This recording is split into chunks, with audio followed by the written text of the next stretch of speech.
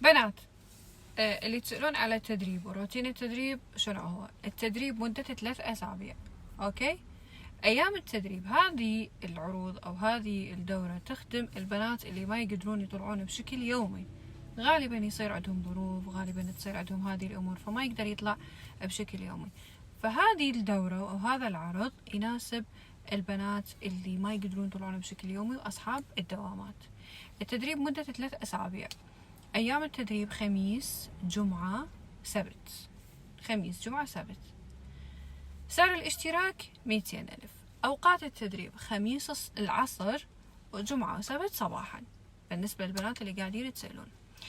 اتدربنا خميس جمعة سبت، راح يبقى عندك الأحد الاثنين الثلاثاء أو الأربعاء.